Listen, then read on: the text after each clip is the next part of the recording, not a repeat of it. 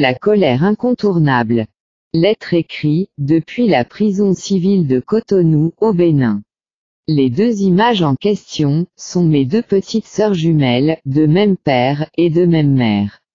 Je m'appelle Yemi, j'ai 32 ans, veuve et mère d'un enfant de 10 ans, un garçon. Je suis ici parce que j'ai poignardé mon mari, sous l'effet de la colère. Ramsès, mon mari, est un homme très calme, il revient à la maison après le travail, il ne boit pas et il ne fume pas. Le 27 juin 2011, j'ai reçu la visite de mes deux sœurs jumelles, elles étaient venues passer les vacances chez moi, accompagnées par notre mère. Notre maman est partie une semaine après. Tout s'est bien passé, on allait au village de vacances ensemble, et on a passé de très belles moments de vacances. Fin du mois de août 2011, mes deux sœurs jumelles étaient enceintes, mais malheureusement, l'auteur de leur grossesse était inconnu. Ma mère était déboussolée, elle ne savait plus quoi faire, elle me disait que, les petites là n'ont que 20 ans, et veulent soutenir en décembre à l'université de Calabi, pour leur diplôme de licence. Comment faire pour gérer deux grossesses, de deux personnes à la fois ma fille? Mes questions, qui a enceinté mes sœurs? La semaine qui a suivi, j'ai commencé mes investigations, je les amenais une à une au restaurant et à des endroits chics, mais elles n'ont pas craché le morceau. Elles m'ont tout simplement dit qu'elles sont enceintes de la même personne, c'est-à-dire d'un seul homme, et en plus que c'est quelqu'un que je connais très bien. Je cherchais en vain qui ça peut être. Un samedi après-midi, je rentre plus tôt de ma boutique, parce que je ne me sentais pas bien, et en plus mon fils est avec ses grands-parents, et mon mari a une cérémonie à Porto Novo. Une fois à la maison, je pris un verre d'eau rapidement, et m'allongeai sur le canapé.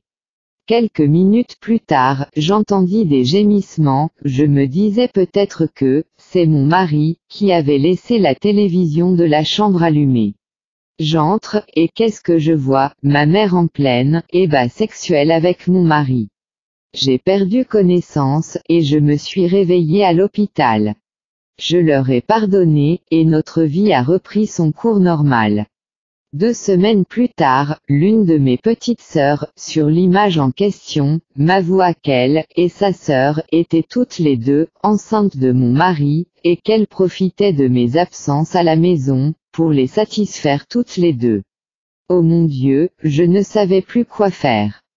Mon mari a des relations sexuelles avec ma mère, celle-là qui m'a mis au monde, ensuite, mes petites sœurs jumelles, et en plus, les petites sœurs sont enceintes de lui.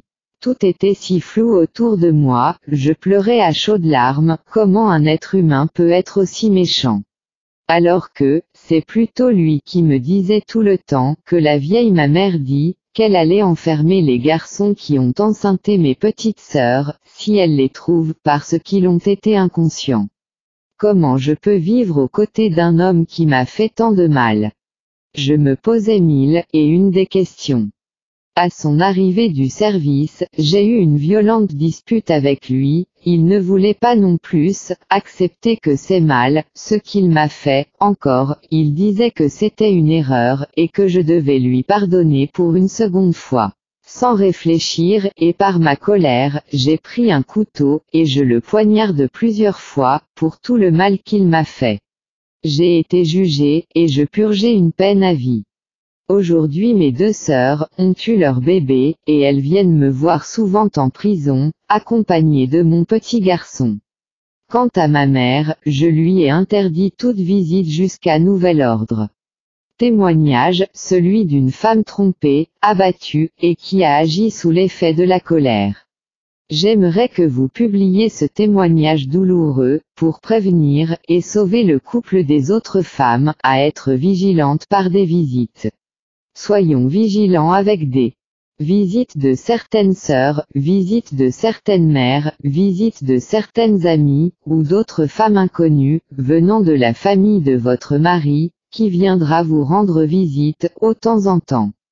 Témoignage, écrit par une femme nommée Yemi, depuis la prison civile de Cotonou, au Bénin. La colère passe, mais la famille reste toujours famille, quel qu'en soit le mal. Merci, et corrigez-vous pour rester unis véritablement en famille.